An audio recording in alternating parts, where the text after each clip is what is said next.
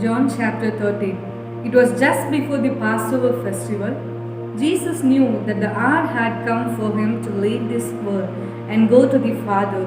Having loved his own who were in the world, he loved them to the end. The evening meal was in progress, and the devil had already prompted Judas, the son of Simon Iscariot, to betray Jesus. Jesus knew that the Father had put all things under his power and that he had come from God and was returning to God.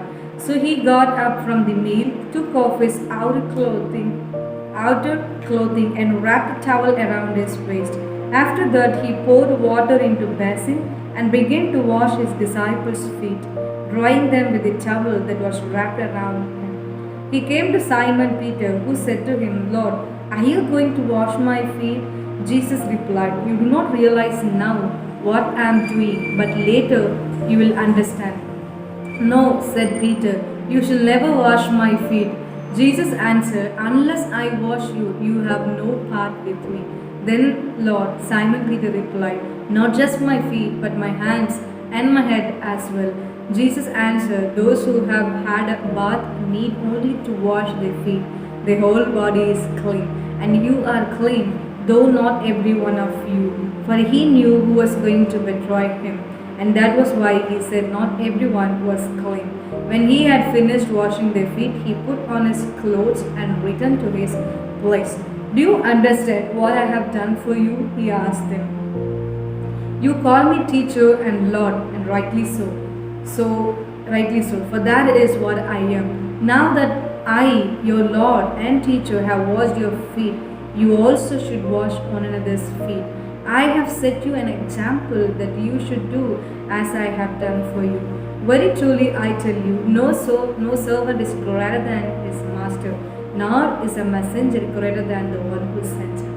Now that you know these things, you will be blessed if you do them."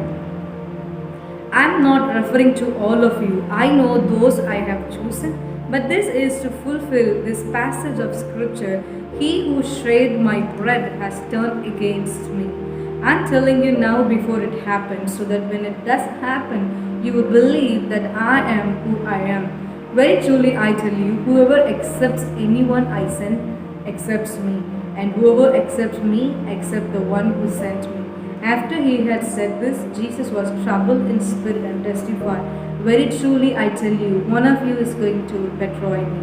His disciples started at one another at a look to know which of them he meant. One of them, the disciple whom Jesus loved, was reclining next to him. Simon Peter motioned to this disciple and said, "Ask him which one he means." Leaning back against Jesus, he asked him, "Lord, who is it?" Jesus answered, "It is the one to whom I will give this piece of bread when I have dipped it in the dish." Then, dipping the piece of bread, he gave it to Judas, the son of Simon Iscariot. As soon as Judas took the bread, Satan entered into him. So Jesus told him, "What you are about to do, do quickly." But no one at the meal understood why Jesus said this to him. Since Judas had charge of the money, some thought Jesus was telling him to buy what was needed for the festival, or to give something to the poor.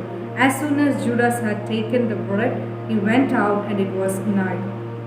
When he was gone, Jesus said, "Now the Son of Man is glorified, and God is glorified in him.